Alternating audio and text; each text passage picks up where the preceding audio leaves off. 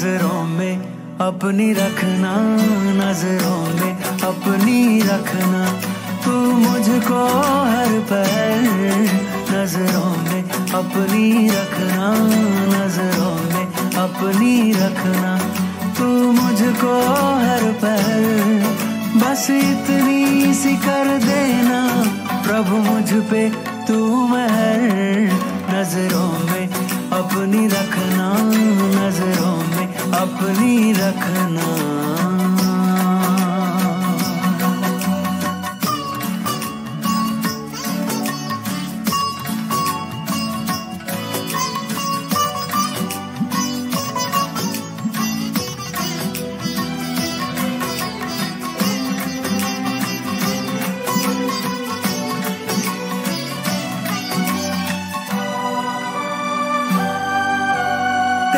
सिवा ना मुझको कोई और देख पाए, कोई और देख पाए।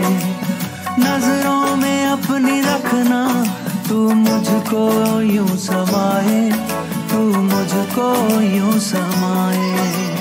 तेरे सिवा ना मुझको कोई और देख पाए। नजरों में अपनी रखना, तू मुझको यूं समाए। बार बार कहती है, बार बार कहती है मन की यही लहर। बार बार कहती है मन की यही लहर। बस इतनी सी कर देना प्रभु मुझ पे तू मेहर, नजरों में अपनी रखना, नजरों में अपनी रखना।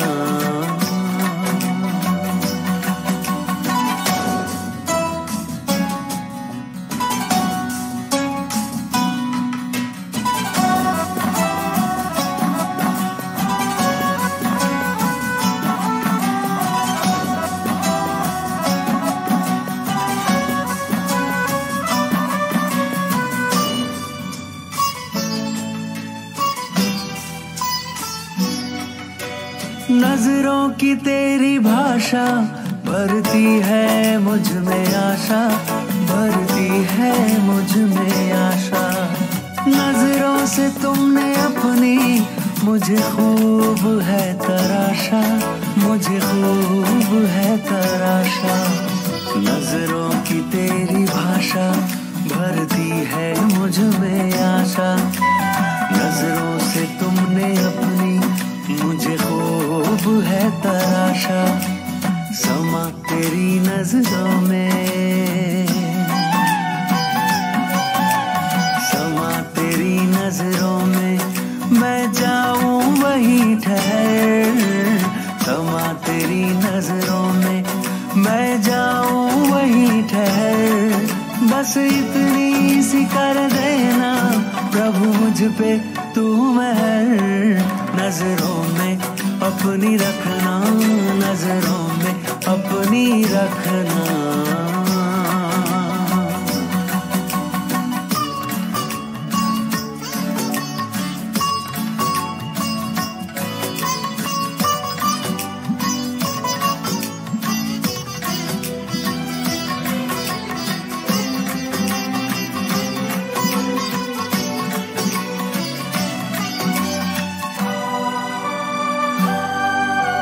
नजरें तुम्हारी पल पल जीवन मेरा सवारे, जीवन मेरा सवारे।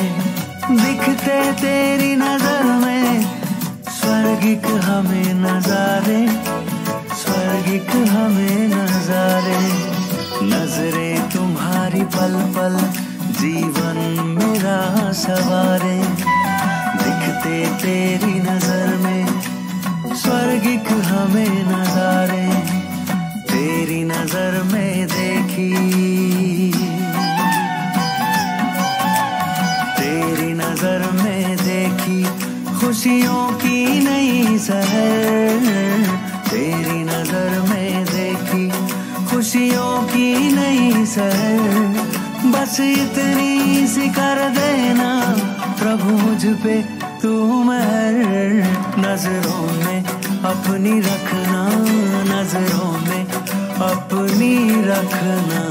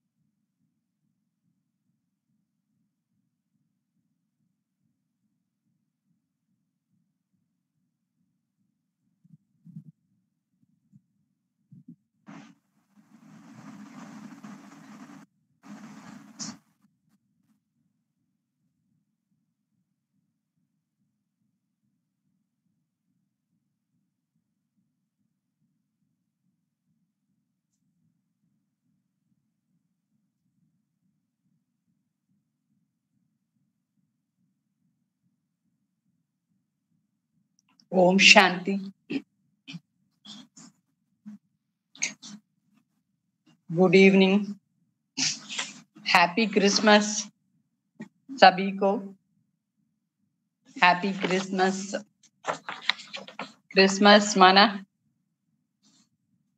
सदा खुशी में रहना, एक्समास बोलते हैं। तो बाबा आज वाणी में मुख्य बात सुनाते हैं कि कैसे हम सभी इस सृष्टि में पार्ट बजाने आते हैं। ये शरीर रूपी खिलौना को कैसे चलाना है। तो बाबा कहते हैं, मीठे बच्चे, इस शरीर रूपी खिलौना आत्मा रूपी चैतन्य चाबी से चलता है। कैसे चलता है खिलौना? तो तुम अपने को आत्मा निश्चय करो तो निर्भय बन जाएंगे। आप लोग देखा है ना, कई खिलौने ऐसे होते हैं जो चाबी देने से वो डांस करता है या बोलता है। तो ऐसे ही ये शरीर भी एक खिलौना है। इसका कैसे ये चलता है? बैटरी, मतलब ये आत्मा ही उसके लिए चैतन्य चाबी है। चाबी दिया तो वो चलता रहे। और बाबा कहते हैं हमको ये निश्चय होना चाहिए कि मैं आत्मा ही चलाती हूँ, और निश्चय के आधार से निर्भय भी बन जाएंगे। ये खिलौने अलग है, मैं आत्मा अलग हूँ, मेरे को कुछ नहीं होगा, मैं तो अविनाशी हूँ। ऐसे निश्चय करना चाहिए, तभी निर्भय हो जाएंगे। ಅಂದ್ರೆ ಬಾಬಾ ಅವ್ರು ಹೇಳ್ತಾರೆ, ಈ ಶರೀರ ಒಂದು ಬೊಂಬೆ ತರ, ಇದು ಒಳಗಡೆ ಯಾರಿದೆ, ಏನಿದೆ, ಬ್ಯಾಟ್ರಿ, ಕೆಲವು ಬೊಂಬೆಗಳ ಇರುತ್ತೆ, ಅದಕ್ಕೆ ಚಾಬಿ ಕೊಟ್ರೆ ಅದು ಡಾನ್ಸ್ ಮಾಡುತ್ತೆ, ಹಾಡು ಹೇಳುತ್ತೆ.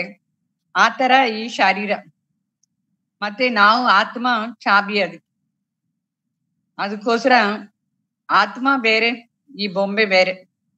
ಈ ತರ ನಮ್ಗೆ ನಿಶ್ಚಯ ಆದ್ರೆ ನಮ್ಗೆ ಯಾವಾಗಲೂ ಭಯ ಇರಲ್ಲ, ನಿರ್ಭಯ ಆಗ್ಬಿಡ್ತೀವಿ. ಮತ್ತೆ ಬಾಬಾ ಅವ್ರ ಪ್ರಶ್ನೆ ಕೇಳ್ತಾರೆ, आत्मा शरीर के साथ खेल खेलते नीचे आई है, इसलिए उसको कौन सा नाम देंगे?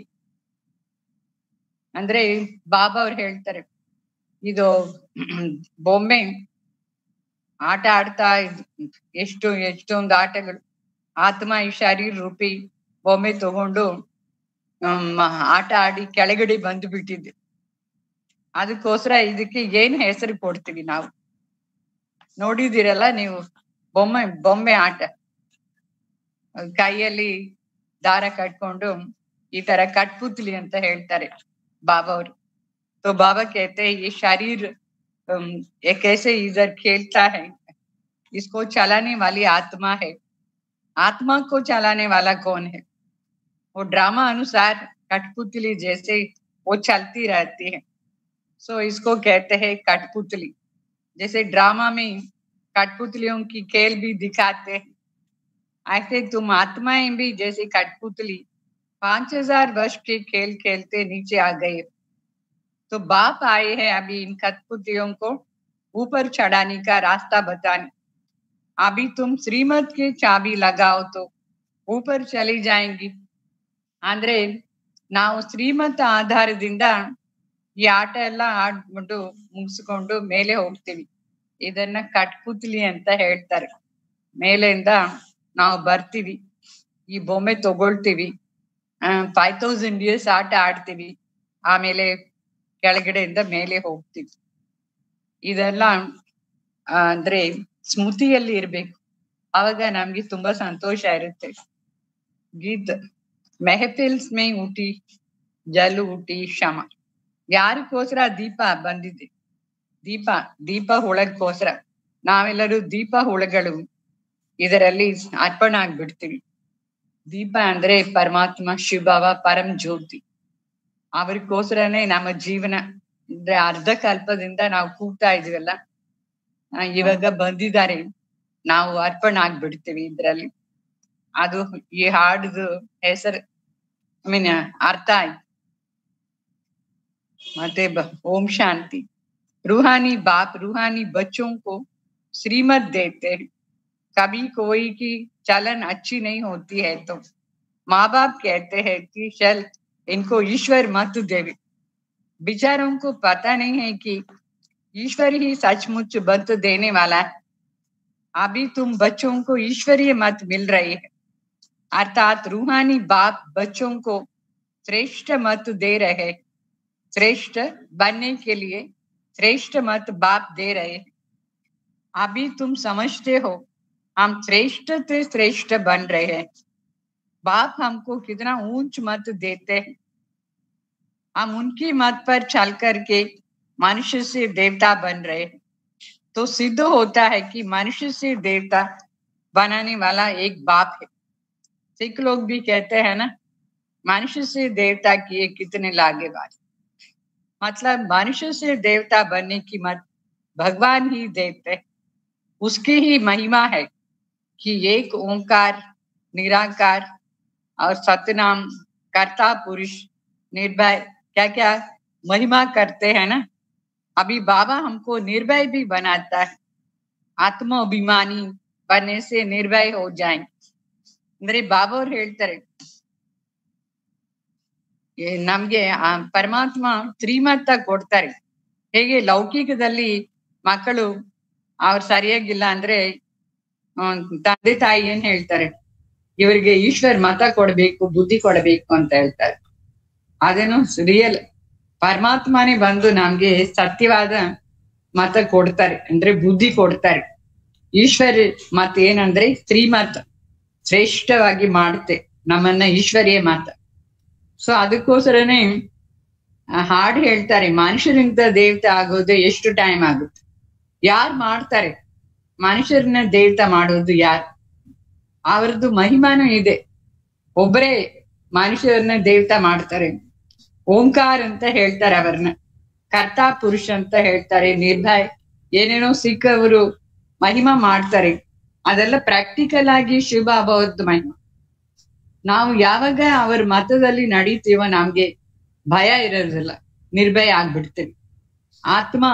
ಆತ್ಮಗೆ ಏನಾದ್ರು ಭಯ ಇರುತ್ತೆ, ಅದು ಅವಿನಾಶಿ, ಅದ್ಮೇಲೆ ಹೋಗ್ಬಿಡುತ್ತೆ ಶರೀರ ಬಿಟ್ರೆ. ಈ ತರ ನಮ್ಗೆ ಭಯ ಇರಬಾರ್ದು, ಶ್ರೀಮತ ಆಧಾರದಿಂದ ನಾವು ನಡಿಬೇಕು. तो आत्मा को कोई भय नहीं रहता। बाप कहते हैं निर्भय बनो। भय फिर किसके लिए है? तो तुमको तो कोई भय नहीं होना चाहिए। तुम अपने घर बैठे भी बाप की श्रीमत लेते। अभी श्रीमत किसकी है, कौन देते हैं, ये बातें गीता में भी नहीं है। तो भगवान शिव बाबा आकर के हमको मत देते। तो अभी तुम समझते हो, बाप कहते हैं तुम पतित बन गए हो, अभी पावन बनने के लिए मुझे याद कर, ಮಾಮೇಕಂ ಯಾದ್ ಕರ್.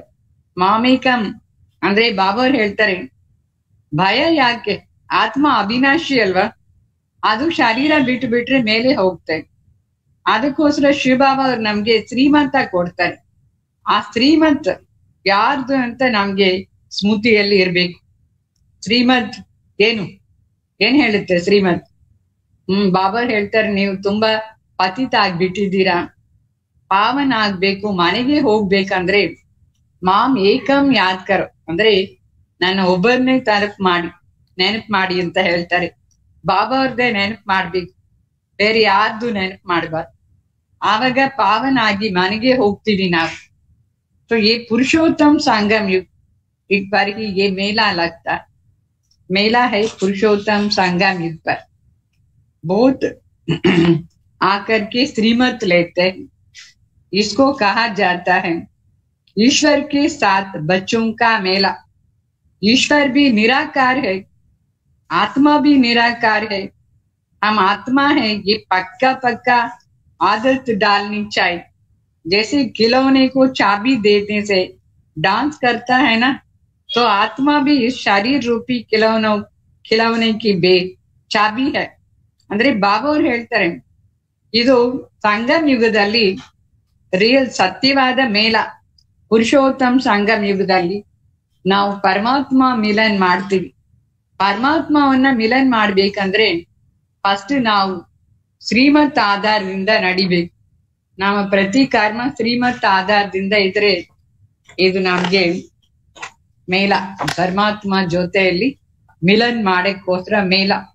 ಅದಕ್ಕೋಸ್ಕರ ಶಿವಬಾಬಾ ಹೇಳ್ತಾರೆ, ಫಸ್ಟ್ ಶ್ರೀಮತ ಏನಂದ್ರೆ ನೀವು ಯಾರು ಆತ್ಮ ಅಂತ ಪಕ್ಕಾ ನಿಶ್ಚಯ ಮಾಡ್ಕೊಳ್ಬೇಕು. ಪರಮಾತ್ಮನು ನಿರಾಕಾರ, ಆತ್ಮನು ನಿರಾಕಾರ. ಈ ನಿರಾಕಾರ ಸ್ಟೇಜ್ ಅಲ್ಲಿ ನಾವಿರ್ಬೇಕು. ಇದು ಶರೀರ ಅಂದ್ರೆ ಒಂದು ಬೊಂಬೆ ತರ, ಇದು ನಮ್ಮ ಆತ್ಮ ಆಧಾರದಿಂದ ಡಾನ್ಸ್ ಎಲ್ಲ ಮಾಡುತ್ತೆ, ಅಂದ್ರೆ ಕೆಲಸ ಮಾಡುತ್ತೆ. ಡಾನ್ಸ್ ಅಂದ್ರೆ ಡಾನ್ಸ್ ಎಲ್ಲ ಕೆಲಸ ಮಾಡುತ್ತೆ. ಸೊ ಹೇಗೆ ಈಗ ಬೊಂಬೆಗಳಿರುತ್ತೆ, ಕೆಲವು ಬೊಂಬೆಗೆ ಚಾಬಿ ಕೊಡ್ತಾರೆ, ಅದು ಡಾನ್ಸ್ ಮಾಡುತ್ತೆ, ಹಾಡು ಹೇಳುತ್ತೆ. ಆ ತರ ಆತ್ಮನೇ ಚಾಬಿ ಈ ಶರೀರ ರೂಪಿ ಬೊಂಬೆಗೋಸ್ಕರ. ಇದು ಚಾಬಿ ಅವಿನಾಶಿ, ಚಾಬಿ ವಿನಾಶ ಆಗುವುದಿಲ್ಲ. ಅಂದ್ರೆ ಆತ್ಮ ಅವಿನಾಶಿ, ಅಮರ್ ಚಾಬಿ. ಇದು ಅಜರ್ ಅಮರ್ ಅವಿನಾಶಿ ಅಂತ ಹೇಳ್ತಾರೆ ಈ ಚಾಬಿಗೆ. तो बाप समझाते हैं, मैं देखता ही हूं आत्मा को, आत्मा सुनती है, पक्का याद डालनी चाहिए आत्माभिमानी बनने के लिए. ನಮ್ಗೆ ಪಕ್ಕ ಸ್ಮೃತಿ ಇರ್ಬೇಕು, ನಾನು ಆತ್ಮ ಜ್ಯೋತಿ. ಶಿವಬಾಬಾ ಅವರು ನಮ್ಮನ್ನ ನೋಡ್ತಾರೆ ಅಂದ್ರೆ ಆತ್ಮವನ್ನ ನೋಡಿ ಇದೆಲ್ಲ ಹೇಳ್ತಾರೆ, ಶರೀರವನ್ನ ನೋಡುವುದಿಲ್ಲ. ಅದಕ್ಕೋಸ್ಕರ ಪಕ್ಕಾ ನಿಶ್ಚಯ ಮಾಡ್ಕೊಳ್ಬೇಕು ನಾನು ಆತ್ಮ ಅಂತ. ಇದೇ ತಪಸ್ಯ. ತಪಸ್ಯ ಅಂದ್ರೆ ಏನು? ಎಲ್ಲೋ ಹೋಗಿ ತಪಸ್ ಮಾಡೋದಿಲ್ಲ, ಮನೆಯಲ್ಲಿ ಕೂತ್ಕೊಂಡು ಕೆಲ್ಸ ಎಲ್ಲ ಮಾಡ್ಕೊಂಡು ನಾನು ಆತ್ಮ, ಇದು ಪಕ್ಕ ಮಾಡ್ಕೊಳ್ಬೇಕು. ಇದನ್ನ ಹೇಳ್ತಾರೆ ತಪಸ್ಯ ಅಂತ. ಸೊ ಈ ಆತ್ಮ ಅವಿನಾಶಿ. ಮತ್ತೆ ಬಾಬಾವ್ರು ಹೇಳ್ತಾರೆ, ಆತ್ಮ ತಮೋ ಪ್ರಧಾನ ಆಗಿದೆ. तमो प्रधान आत्मा से सतो प्रधान बनना है। जैसे मोटर से पेट्रोल खत्म हो जाती है फिर भरा जाता है ना, तो तुम अभी आत्मा समझते हो हमारे में पेट्रोल कैसे भरेंगे, बैटरी खाली हो जाती है तो भी उसमें पावर नहीं होते है ना, उसमें पावर भरा जाता है। बैटरी में भी पावर भरना है, पेट्रोल भी कार में भरना होता है। तो पेट्रोल खाली हो जाती है तो लाइट भी खत्म हो जाती है, बैटरी कम हो जाते हैं तो लाइट भी ऑफ हो जाता है। अभी तुम्हारी आत्मा रूपी बैटरी भरती है, जितना याद में रहेंगे पावर भरता जाएगा। तो 84 जन्मों का चक्र लगाए, बैटरी खाली हो गई है। सतोरा जो तमो में आई है ना आत्मा, फिर बाप आए हैं, चाबी देने के लिए अथवा बैटरी भरने के लिए पावर नहीं है तो मनुष्य कैसे हो जाते हैं? ಅಂದ್ರೆ ಬಾಬಾ ಅವ್ರು ಹೇಳ್ತಾರೆ, ಈಗ ಕಾರಲ್ಲಿ ಪೆಟ್ರೋಲ್ನೂ ಇರ್ಬೇಕು, ಮತ್ತೆ ಬ್ಯಾಟ್ರಿನೂ ಇರ್ಬೇಕು. ಬ್ಯಾಟ್ರಿ ಚಾರ್ಜ್ ಮಾಡ್ಕೊಳ್ಬೇಕು. ಬ್ಯಾಟ್ರಿ ಕಡಿಮೆ ಆದ್ರೆ ಏನಾಗುತ್ತೆ? ಲೈಟ್ ಬರುವುದಿಲ್ಲ. ಮತ್ತೆ ಪೆಟ್ರೋಲ್ ಇಲ್ಲ ಅಂದ್ರೆ ಕಾರ್ ಹೇಗೆ ಹೋಗುತ್ತೆ? ಇದೆರಡು ಅವಶ್ಯನ ಇಲ್ವಾ ಕಾರ್ಗೆ? ಆ ತರ ಆತ್ಮಗೇನು ಪವರ್ ಬೇಕು. ಬಾಬಾ ಹತ್ರ ಕನೆಕ್ಷನ್ ಇದ್ರೆ ನಮ್ಮ ಆತ್ಮ ರೂಪಿ ಬ್ಯಾಟ್ರಿ ಚಾರ್ಜ್ ಆಗುತ್ತೆ. ಆಮೇಲೆ ಅದಕ್ಕೆ ಜ್ಞಾನದ ಪೆಟ್ರೋಲ್ ಬೇಕು, ಎರಡು ಬೇಕು. ಯಾವ್ದವ್ರ ಸೇವಾ ಎರಡು ಬ್ಯಾಲೆನ್ಸ್ ಅಲ್ಲಿ ಇಟ್ಕೊಂಡು ನಾವು ನಡಿಬೇಕು. ಯಾವ್ದಾದ್ರು ಒಂದಿದ್ರೆ ಸಾಕಾಗಲ್ಲ. ಕಾರ್ಗೆ ಸುಮ್ನೆ ಪೆಟ್ರೋಲ್ ಹಾಕಿ ಬ್ಯಾಟ್ರಿ ಇಲ್ಲ ಅಂದ್ರೆ ಏನಾಗುತ್ತೆ? ಅದು ಸ್ಟಾಪ್ ಆಗ್ಬಿಡುತ್ತೆ. ಸಪೋಸ್ ಬ್ಯಾಟ್ರಿ ಫುಲ್ ಆಗಿದೆ, ಪೆಟ್ರೋಲ್ ಇಲ್ಲ ಅಂದ್ರೇನು ಅದು ಸ್ಟಾಪ್ ಆಗ್ಬಿಡುತ್ತೆ. ಆ ತರ ನಮ್ಗೆ ಜ್ಞಾನ ಮತ್ತೆ ಯೋಗ ಎರಡು ಬೇಕು. ಈ ಎರಡಿಂದಲೇ ನಾವು ನಡೀತೀವಿ. ಆತ್ಮ ಫುಲ್ ಬ್ಯಾಟ್ರಿ ಚಾರ್ಜ್ ಆಗುತ್ತೆ. ಬ್ಯಾಟ್ರಿ ಫಸ್ಟ್ ಸತೋಪ್ರಧಾನವಾಗಿ ಇರುತ್ತೋ ಇದು ಸತ್ಯುಗದಲ್ಲಿ, ಆವಾಗ ತುಂಬಾ ಪವರ್ ಇತ್ತು. ಆಮೇಲೆ ಅದು 84 ಬರ್ತ್ ತಗೊಂಡು ಪವರ್ ಎಲ್ಲ ಖಾಲಿ ಆಗ್ಬಿಟ್ಟಿದೆ. ಈಗ ಶಿವಬಾಬಾ ಅವ್ರು ಹೇಳ್ತಾರೆ, ಈ ಬ್ಯಾಟ್ರಿಯನ್ನ ಫಿಲಪ್ ಮಾಡ್ಕೊಳ್ಬೇಕು. ನೆನಪು ಬಾಬಾ ಅವ್ರ ನೆನಪು ಮಾಡ್ಬೇಕು. तो जैसे ड्रामा में कठपुतलियां नाचती है, तुम आत्माएं भी ऐसे कठपुतलियां मिसल है। ऊपर से उतर करके 5000 वर्ष में एकदम नीचे आ गई हो तो बाप आकर के ऊपर चढ़ाते हैं। वो है खिलौना, एक खिलौना। तो बाप अर्थात बाप तो हर बात की अर्थ समझाते हैं। चढ़ती कला और उतरती कला कैसे होती है 5000 वर्ष में, तो तुम समझते हो। श्रीमत से हमको चाबी मिली हुई है तो हम फुल सतो प्रधान बन जाएंगे। सारा पार्ट फिर रिपीट करेंगे. ಅಂದ್ರೆ ಬಾಬಾ ಅವ್ರು ಹೇಳ್ತಾರೆ, ಹೇಗೆ ಆತ್ಮ ಕೆಳಗಡೆ ಬಂತು. ಇದು ತಮೋ ಪ್ರಧಾನ್ ಸತೋ ಪ್ರಧಾನ್ದು ಮಾತು. ತಮೋ ಪ್ರಧಾನ್ ಅಂದ್ರೆ ಕೆಳಗಡೆ ಬರುದು, ಸತೋ ಪ್ರಧಾನ್ ಅಂದ್ರೆ ಮೇಲೆ ಹೋಗುದು. ಈ ತರ 5000 years ಮಾತು ಸತೋ ಪ್ರಧಾನ್ ತಮೋ ಪ್ರಧಾನ್ ಅಲ್ಲಿ. ಈಗ ಬಾಬಾ ಅವ್ರು ನಮ್ಗೆ ಚಾಬಿ ಕೊಟ್ಟಿದ್ದಾರೆ. ಯಾವ ಚಾಬಿ? ಈ ಬೊಮ್ಮೆ ನಡೀತೆ ಕಟ್ಪುತಲಿ ಅಂತ ಹೇಳ್ತಾರೆ. ಅದು ಏನ್ ಹೇಳ್ತಾರೆ, ಬೊಮ್ಮೆ ಹಾಕಿ ಇದು ದಾರ ಎಲ್ಲ ಕಟ್ಟಿರ್ತಾರೆ, ಕೈಯಿಂದಲೇ ಮಾಡ್ತಾ ಇರ್ತಾರೆ ಡ್ರಾಮಾ ತರ. ಆ ತರ ಇದು 5000 years ಆತ್ಮ ಇಲ್ಲಿ ಡ್ರಾಮಾದಲ್ಲಿ ಪಾರ್ಟ್ ಮಾಡಿ ಮೇಲೆ ಹೋಗ್ಬೇಕು. ಈಗ ಇದಕ್ಕೋಸ್ಕರ 5000 years ಆಯ್ತು. ಮೇಲೆಯಿಂದ ಕೆಳಗಡೆ ಬಂದು ಸತೋ ಪ್ರಧಾನಿಂದ ತಮೋ ಪ್ರಧಾನ ಆಗ್ಬಿಟ್ಟಿದೆ. ಇದೆಲ್ಲ ಪಾರ್ಟ್ ಮತ್ತೆ ರಿಪೀಟ್ ಆಗುತ್ತೆ. ಎಷ್ಟು ಸಾರಿ ರಿಪೀಟ್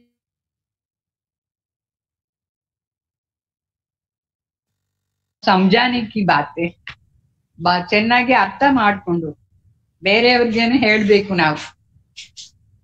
ಫಿರ್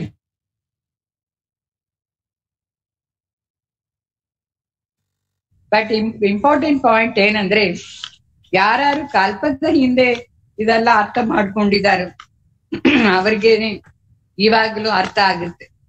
ಆವಾಗ ಯಾರಿಗೆ ಅರ್ಥ ಆಗಿಲ್ವೋ ಇವಾಗನೂ ಅವ್ರಿಗೆ ಅರ್ಥ ಆಗುದಿಲ್ಲ. ಇದೆಲ್ಲ ಇಂಪಾರ್ಟೆಂಟ್ ಪಾಯಿಂಟ್ ನಾವು ನೋಡ್ಕೊಂಡ್ ಮಾಡ್ತೀವಿ.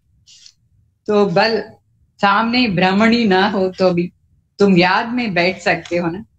मालूम है बाप की याद हमारी विकर्मों को विनाश कराती.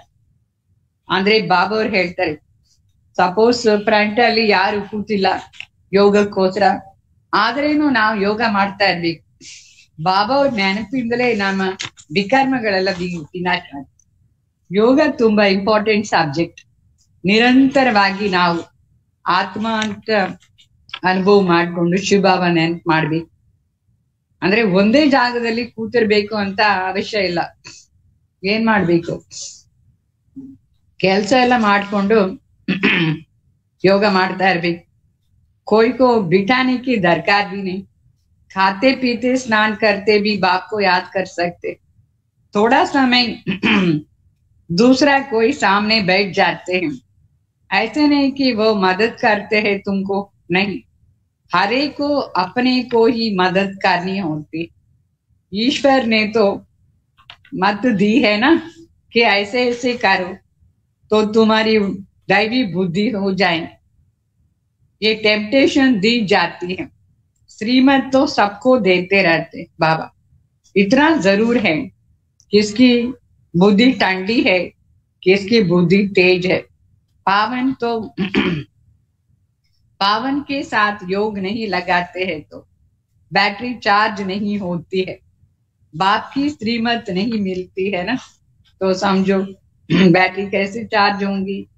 बाप तो श्रीमत देते हैं, उसको मानना चाहिए ना। ಅಂದ್ರೆ ಬಾಬರ್ ಹೇಳ್ತಾರೆ ಯೋಗ ಸಬ್ಜೆಕ್ಟ್ ತುಂಬಾ ಇಂಪಾರ್ಟೆಂಟ್.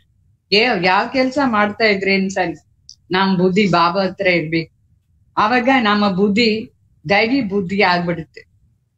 ಅಂದ್ರೆ ಟೆಂಪ್ರರಿ ಆಗಿ ಇಲ್ಲಿ ಕೂತ್ಕೊಂಡು ಯೋಗ ಮಾಡಿಸ್ತಾರೆ ಟೀಚರ್ಸ್, ಬಟ್ ಸದಾ ಕಾಲ ನಮ್ಗೆ ಯೋಗ ಇರ್ಬೇಕು. ಮನೆಯಲ್ಲಿ ಟೀಚರ್ ಬರ್ತಾರೆ ನಿಮ್ ಜೊತೆಯಲ್ಲಿ, ಇಲ್ಲ ಅವ್ರದ್ದು ಸುಮ್ನೆ ಟೆಂಪ್ರರಿ ನಿಮ್ಗೋಸ್ಕರ ಅದನ್ನು ಸಹಯೋಗ ಕೊಡುತ್ತೆ. ಬಟ್ ನಾವೇ ಪುರುಷಾರ್ಥ ಮಾಡ್ಬೇಕು, ಸದಾ ಬಾಬಾ ಅವ್ರ ನೆನಪಲ್ಲಿ ಇರ್ಬೇಕು, ಶ್ರೀಮತ್ ಆಧಾರದಿಂದ ನಡಿಬೇಕು.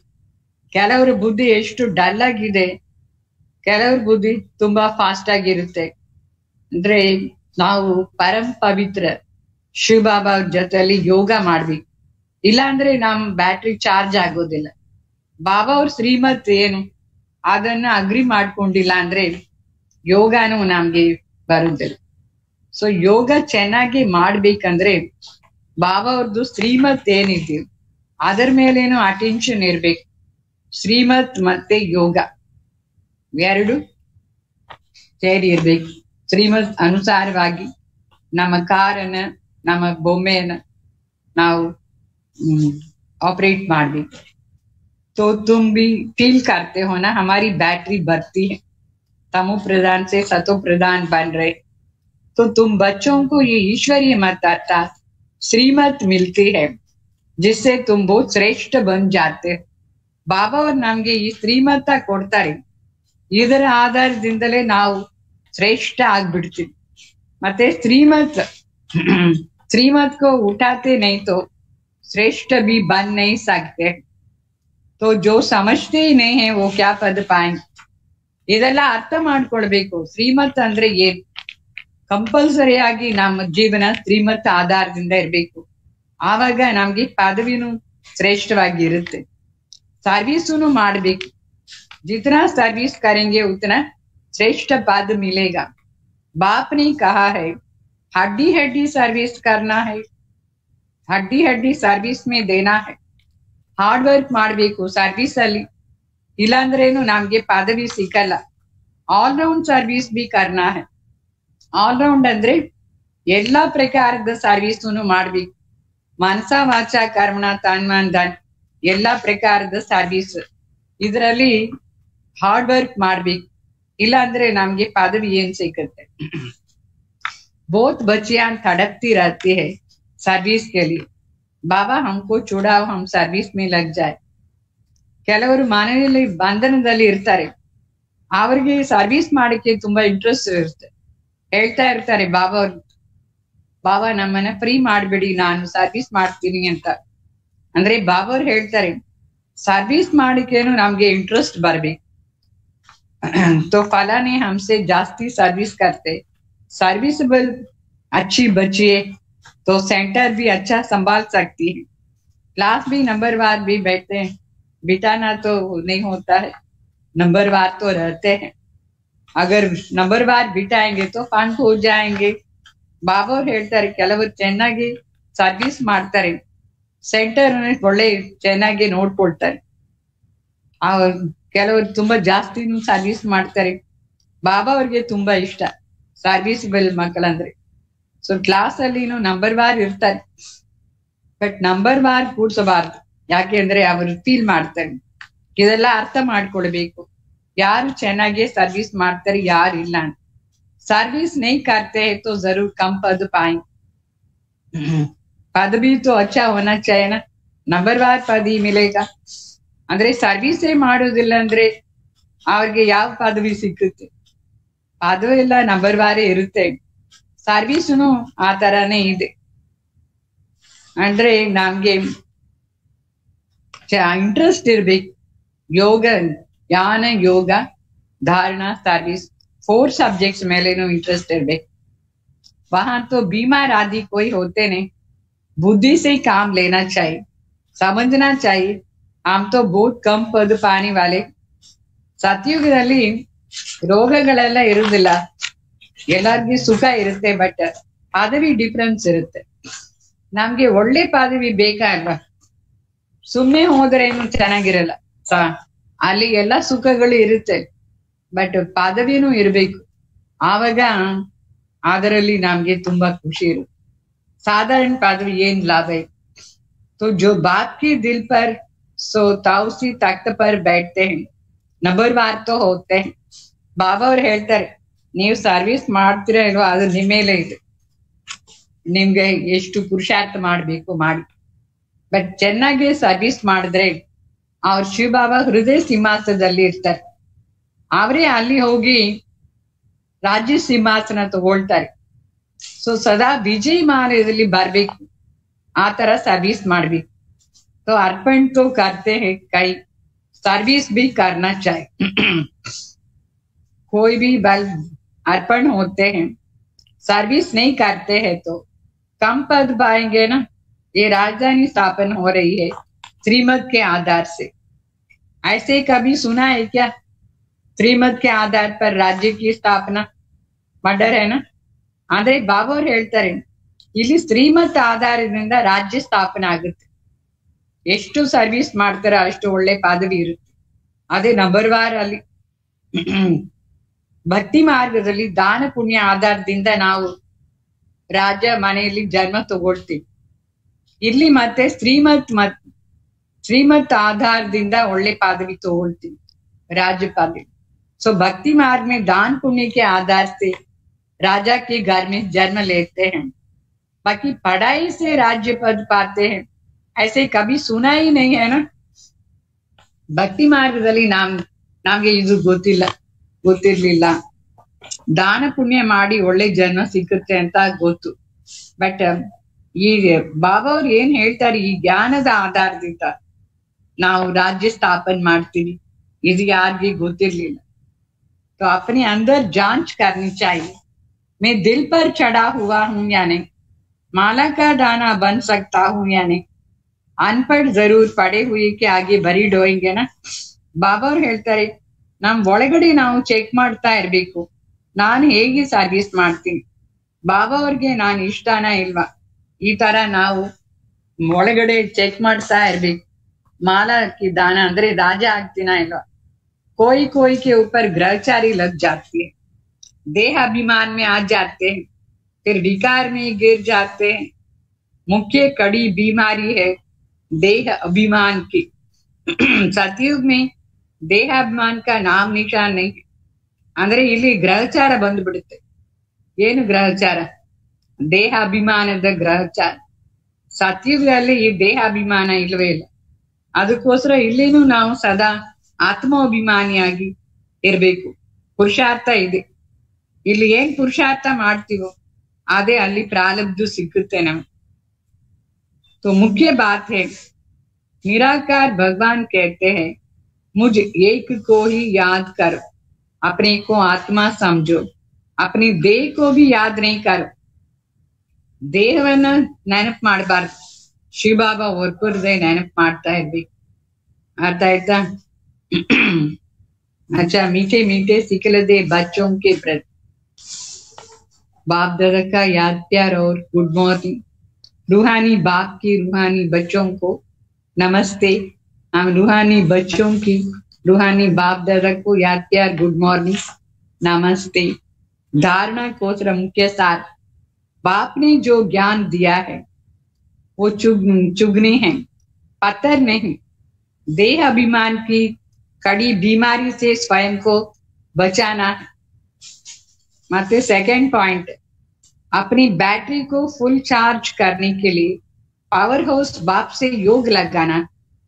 आत्माभिमानी होकर रहने का पुरुषार्थ करना है, निर्भय बनना है। वरदान, सर्व संबंध और सर्व गुणों की अनुभूति में संपन्न बनने वाले संपूर्ण मूर्त भाव। अरे सर्व संबंध बाबा के साथ रखना है, सर्व गुणों की अनुभूति में संपन्न होने से संपूर्ण मूर्त बन जाए। संगम युग की विशेषता ये है कि सर्व प्राप्तियों में स्वयं को संपन्न बनाना। इसलिए सर्व खजाने, सर्व संबंध, सर्व गुण और कर्तव्य को सामने रख करके चेक करो, सर्व बातों में अनुभवी बने हो या नहीं। ये सर्व में अनुभवी बनना चाहिए। यदि किसी भी बात के अनुभव की कमी है तो उसमें स्वयं को संपन्न बनाओ। एक भी संबंध व गुण की कमी है तो संपूर्ण स्टेज नहीं कहेंगे। इसलिए बाप के गुण अपने अंदर आदि स्वरूप के गुणों का अनुभव करो, तब संपूर्ण बन सकते। स्लोगन, जोश में आना भी मन का रोना है। अभी रोने का खत्म कर, ಅಂದ್ರೆ ಜೋಶ್ ಬರ್ತೀವಲ್ಲ, ಫೋರ್ಸ್ ಆಗಿ, ಆದರೂ ಮನಸ್ಸಲ್ಲಿ ಅಳೋದು, ಈ ತರ ಅಳೋದು ಸ್ಟಾಪ್ ಮಾಡ್ಬೇಕು. ಈಗ ಒಳಗಡೆನೂ ಇರಬಾರ್ದು, ಹೊರಗಡೆನೂ ಇರಬಾರ್ದು. ಸರ್ವ ಸಂಬಂಧಗಳು, ಸರ್ವ ಗುಣಗಳು ಇದೆಲ್ಲ ಅನುಭವ ಮಾಡ್ತಾ ಇರ್ಬೇಕು. ಅದೇನ ಇಂಪಾರ್ಟೆಂಟ್ ವರದಾನ್. ಓಕೆ, ಓಂ ಶಾಂತಿ ಎಲ್ಲರಿಗೆ. ಮತ್ತೆ ಕ್ರಿಸ್ಮಸ್, ಹ್ಯಾಪಿ ಕ್ರಿಸ್ಮಸ್ ಎಲ್ಲರಿಗೂ. Thank you.